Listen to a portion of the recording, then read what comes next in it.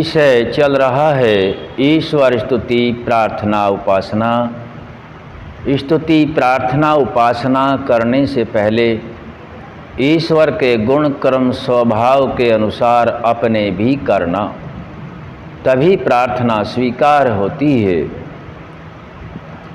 इसी विषय को समझने के लिए महर्षि दयानंद सरस्वती जी ने एक बहुत छोटी सी पुस्तक आर्योद्देश्य रत्नमाला का निर्माण किया। सभी प्राणी मात्र के कल्याण के लिए इसका निर्माण किया है। इन शब्दों को हम ठीक ठीक समझ लेवें और ईश्वर की कृपा के पात्र बन जाएं, यही ऋषि का उद्देश्य रहा है।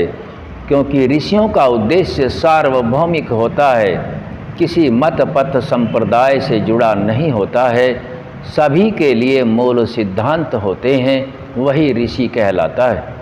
किसी भी क्षेत्रीय, प्रांतीय, देशीय बातें नहीं होती, केवल सार्वभौमिक जितने भूमि पर मनुष्य जाति होती है या अन्य सभी जातियां हैं, सभी के कल्याण की बातें ऋषियों के सानिध्य से प्राप्त हो जाती हैं, उनके द्वारा दिए गए संदेशों से मिलती हैं। उन्हीं को प्राप्त करके मनुष्य अपनी सर्वांगीण उन्नति को कर लेता है। आज का शब्द रत्नमाला में रखा है, जो हम जानने समझने का प्रयास करते हैं। विश्वास किसे कहते हैं? विश्वास अति आवश्यक होता है। ऋषि इसकी व्याख्या में लिखते हैं, विश्वास के लिए जिसका मूल अर्थ और फल निश्चय करके सत्य ही हो, उसको विश्वास कहते हैं। उसका नाम विश्वास है। जिसका मूल अर्थात जिसकी जड़ और जिसका अर्थ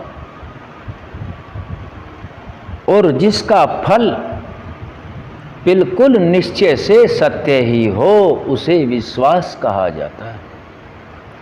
प्राणी मात्र के लिए विश्वास बहुत अहम भूमिका है। बिना विश्वास के कोई कर्म नहीं किया जा सकता। विश्वास तो करना ही है। बिना विश्वास के मनुष्य उधड़ा उधड़ा सा रहता है, खोया सा रहता है, और विश्वास से ही उन्नतियों को प्राप्त हो जाता है। और कहीं कहीं विश्वास करके जहाँ विश्वास के योग्य नहीं और विश्वास किया जाए तो हानि को भी प्राप्त हो जाता है। हम सभी को विश्वास के विषय में जानना, जो महर्षि दयानंद सरस्वती जी बता रहे हैं, जिसका मूल अर्थ और फल निश्चय करके सत्य हो। मूल का अर्थ है ज्ञान, चाहे वह अंग्रेजी का ज्ञान है, संस्कृत का ज्ञान है, उर्दू का ज्ञान है, फारसी, जर्मन, ग्रीक, लैटिन, अन्य जितनी भी भाषाएं हैं, ये सब ज्ञान के लिए ही बनी गई हैं। आपस में व्यापार वार्ता का करने के लिए भाषाओं को बनाया गया है। सबसे प्राचीन भाषा विश्व की संस्कृत है। संस्कृत भाषा प्राचीन है तो प्राचीन ऋषियों का मूल भी सत्य ही है। उन्होंने सत्य के आधार पर अर्थात परमात्मा की वाणी वेद और वेद के अनुसार जो मूल उसमें मंत्र हैं, उन मंत्रों का अर्थ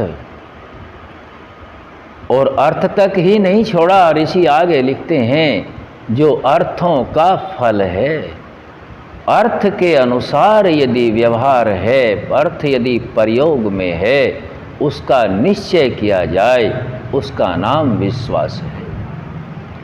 आज भूमि के ऊपर, सारे भूमंडल पर धार्मिक पुस्तकों की भरमार है।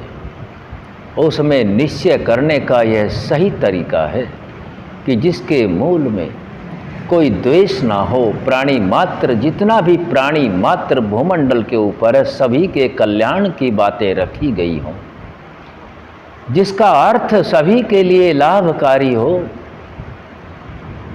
और जिसका फल सभी के लिए कल्याणकारी हो, हितकारी हो, कोई भेदभाव न हो।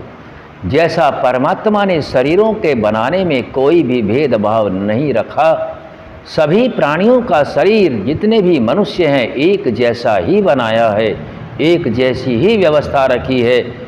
इसीलिए इस शरीर के अंदर जो मन बुद्धि आदि हैं वह भी एक जैसी ही रखी हुई है। किसी भी द्वेष लोभ लालच में न आकर के निस्वार्थ भाव से अपने पवित्र आत्मा से विचार करके देखें और विश्वास करके आगे बढ़ें, तो वेद ही सत्य के आधार पर खरा उतरता है। क्योंकि वेद के अंदर केवल मानव की उन्नति की बातें हैं। किसी बिरादरी जाति जो मनुष्यों ने बनाई, इसका लेश मात्र भी इसमें अंश नहीं पाया जाता।